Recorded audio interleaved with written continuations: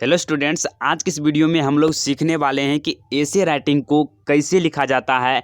आप इसे किस प्रकार से रिप्रेजेंट करें ताकि आपको एग्जाम में फुल अंक प्राप्त हो सके। सभी पॉइंट को विस्तार पूर्वक हमने इस वीडियो में डिस्कस किया है। अब एक साधारण स्टूडेंट भी ऐसे लिखना सीख जाएगा। तो चलिए शुरू करते हैं और विस्तार पूर्वक ऐसे लिखने की प्रक्रिया को समझते हैं। तो यहाँ पर हमने उदाहरण के लिए लिया है, right an essay on any of the following in about 150 to 200 words. इसमें आपको 5 ऐसे दिया रहेगा, जिसमें से किसी एक पर आपको ऐसे राइटिंग लिखना है, वो भी 150 से 200 शब्दों में। और यह एग्जाम में आपके 8 अंक के पूछे जाते हैं। जैसे यहाँ पर उदाहरण के लिए हमने लिया है, जिसमें 5 लिए हैं ऐसे, discipline, my happiest day in a school, noise pollution, many hands make work light, my aim in life. तो इसमें से आपको किसी एक पर ऐसे लिखना है। तो ऐसे होता क्या है उसके बारे में पहले थोड़ा सा जानकारी ले लेते हैं, उसके बाद हम इसके आगे की प्रक्रिया को समझेंगे। तो ऐसे जो है वह सिर्फ ओनली जो है रचना शक्ति का विश्लेषण है कि आप किसी भी टॉपिक के बारे में क्या सोचते हैं, उसे किस प्रकार से प्रकट करते हैं, वही जांच करता है। ऐसे आप किसी भी टॉपिक को सुव्यवस्थित तरीके से तर्कसंगत रूप में लिखते हैं या नहीं। इसका अर्थ यह हुआ कि आप शुरू के बात को अंत में या अंत के बात को शुरू में तो नहीं लिखते हैं। आपके लिखने का एक सुव्यवस्थित क्रम है या नहीं, वही आपका जो है ना ऐसे जांच करता है। तो ये सभी बातों को इसमें ध्यान रखा जाता है और इसमें सरल एवं सटीक भाषा का उपयोग किया जाता है, ताकि आपका ऐसे जो है वह बहुत ही अट्रैक्टिव लगे। तो वो सभी बातें जानेंगे जो आपके ऐसे को अट्रैक्टिव बनाएगा। उससे पहले हमें यह जानना होगा इसका मार्किंग पैटर्न, कि इसमें कितने पार्ट होते हैं और इसमें कितने मार्क्स के कौन कौन पार्ट से प्रश्न रहते हैं और उसमें हमें मिलते हैं।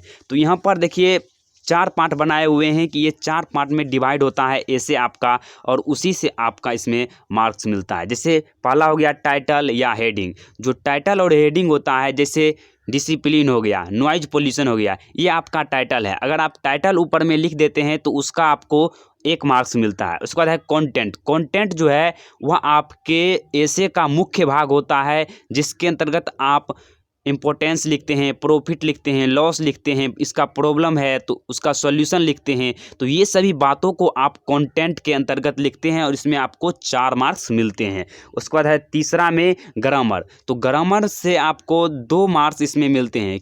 इसका कहने का अर्थ है, जो आप कंटेंट लिखे हैं उसमें आपको ग्रामर में मिस्टेक बहुत कम करना। अगर ग्रामर में आप मिस्टेक करते हैं तो आपको 2 मार्क्स काट लिए जाएंगे। तो ग्रामर का 2 मार्क्स मिलता है। उसके बाद है वर्किंग स्टाइल। वर्किंग स्टाइल का 1 मार्क्स मिलता है।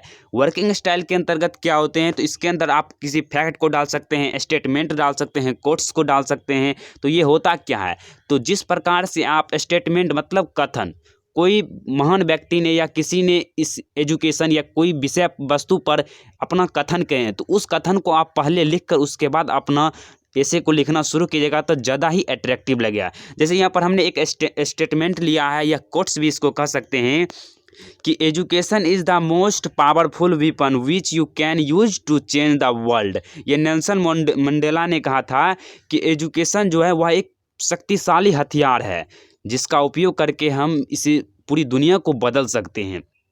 तो इस तरह से आप शुरुआत कर सकते हैं। जैसे शराबबंदी हो गया, तो हिंदी में आप लिखते हैं कि छोड़ो नशा और शराब, ना करो जीवन खराब। तो ये जो है ना कोट्स हो गया, इसको आप डाल देते हैं तो आपका ऐसे जो है ना बहुत ही अच्छा लगता है, सुंदर लगता है देखने में।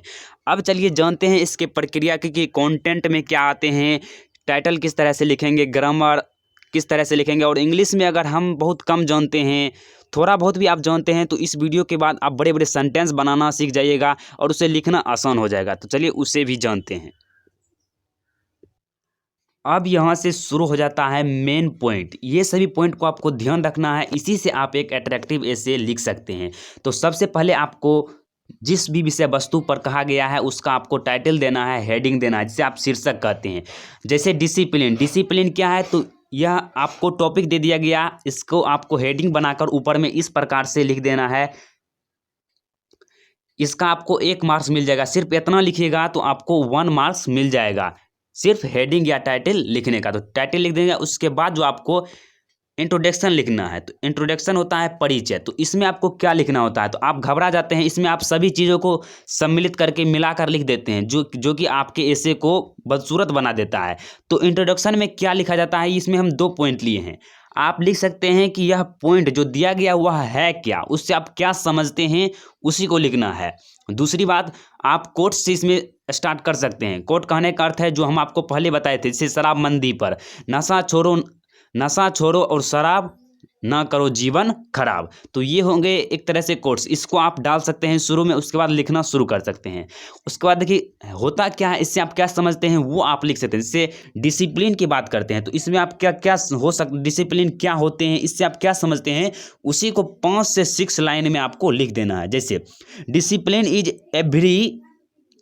Discipline is essential in every walk of our life because discipline adds to our success. It is the most important factor behind the development of any person or any nation. किसी भी पर्सन, व्यक्ति या राष्ट्र के लिए जो है ना, डिसिप्लिन उसके डेवलपमेंट में महत्वपूर्ण भूमिका अदा करती है। तो इस तरह से डिसिप्लिन का आप क्या समझते हैं, इससे वो आपको इसमें लिखना है। जैसे बाढ़ हो गया, भूकंप हो गया, किसी आपदा पर अगर आपको ऐसे लिखना रहेगा तो उसमें आप क्या समझते हैं उसी को लिखना है। जैसे बाढ़ हो गया तो बाढ़ कैसे आता है, यह क्या होते हैं, तो जब नदी का जलस्तर अपने सीमा से ऊपर उठकर चारों जगहों में, मतलब अपने चारों क्षेत्र में फैल जाता है, तो इसी घटना को बाढ़ कहा जाता है। ये लिख देना। अब इसी में आप ये मत लिख दीजिएगा इससे ये नुकसान होते हैं, ये सब उसको आपको अलग पॉइंट बना कर लिखना है। इंट्रोडक्शन में मात्र वो होते क्या है उतना ही लिखना है, इतना आप समझ गए। उसके बाद आता है बॉडी ऑफ आर्टिकल, जिसे आप कंटेंट कहते हैं। तो कंटेंट के अंतर्गत आपको इतने पॉइंट को ध्यान में रखना है। ये देखिए सभी निबंध के लिए ये पॉइंट लागू नहीं होते हैं, जिसमें सूटेबल होता है उसी में आपको ये पॉइंट देकर लिखना है। तो बॉडी ऑफ आर्टिकल जो होता है ना, वह एसे का बीच वाला भाग होता है, मिडिल पार्ट होता है, आप इसे समझ सकते हैं। जैसे अगर डिसिप्लिन की बात करेंगे तो डिसिप्लिन, किसी भी चीज़ पर निबंध लिखने से पहले आपको सोचना होगा उस टॉपिक के बारे में। उसमें आपको टॉपिक बनाना होगा कि इसमें ये टॉपिक आते हैं, उसी को आपको छोटे छोटे अंतराल में लिख देना है। जैसे डिसिप्लिन में क्या हो सकते हैं, तो डिसिप्लिन का महत्व हो सकता है, कारण भी हो सकता है, और इसका प्रभाव भी हो सकता है, और इसका फायदे भी हो सकते हैं। क्या डिसिप्लिन का हानि हो सकता है? क्या अगर आप डिसिप्लिन हो जाते हैं तो उसमें आपको कोई हानि नहीं होता है, इससे कोई प्रॉब्लम या समस्या नहीं होता है, तो आपको इसमें ये नहीं लिखना है पॉइंट। बाकी बात सभी पॉइंट को बनाकर लिख देना है कि डिसिप्लिन का आपके जीवन में क्या महत्व है, इससे क्या प्रभाव पड़ते हैं, इससे लाभ क्या है। तो किसी भी नेशन पर्सन के जो डेवलपमेंट में जो है वह डिसिप्लिन मेन फैक्टर के रूप में होता है।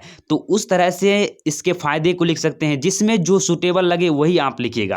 जैसे लॉस और हानि, प्रॉब्लम किस में आ जाता है, जैसे प्रदूषण ले लेगा तो प्रदूषण में आपको उससे क्या हानि होते हैं, क्या प्रॉब्लम है उससे, वो आप लिख सकते हैं।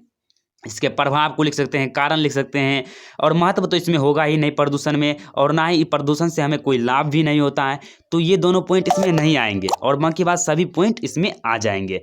तो इस तरह से आपको रचना करना है। जैसे महात्मा गांधी के बारे में रहेगा तो महात्मा गांधी का क्या महत्व है, उसका प्रभाव देश पर कैसे पड़ा, उससे लाभ भी हो सकता है कि देश को आज़ादी मिली, इस तरह से, और हानि तो कोई नहीं हो सकता है, तो हानि आपको नहीं देना है।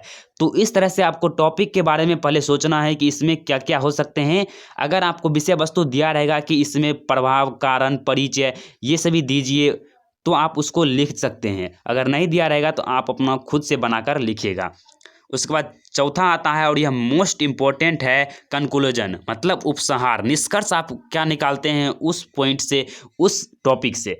तो निष्कर्ष में आपको क्या लिखना होता है कि आपने उस ऐसे के बारे में लिखा, उससे आप क्या निष्कर्ष निकालते हैं। तो इसमें आप जो है उसके उपाय दे सकते हैं, जैसे प्रदूषण हो गया, पर्यावरण संरक्षण हो गया, इसमें आप उसके उपाय दे सकते हैं कि इसे इस तरह से संरक्षित किया जा सकता है। उसके बाद सजेशन भी दे सकते हैं, सुझाव, कि इसे इस तरह से अपना सुझाव, अपना विचार इसमें आप प्रकट कर सकते हैं। और कंक्लूजन देकर आपको 4 से 5 लाइन में जरूर लिखना है। इस तरह से आपका एसे कंप्लीट होता है और आप एक शानदार एवं सूटेबल एसे लिख सकते हैं। आशा है कि आपको पूरा समझ में आया होगा। मिलते हैं अगले वीडियो में, तब तक के लिए जय हिंद, जय भारत।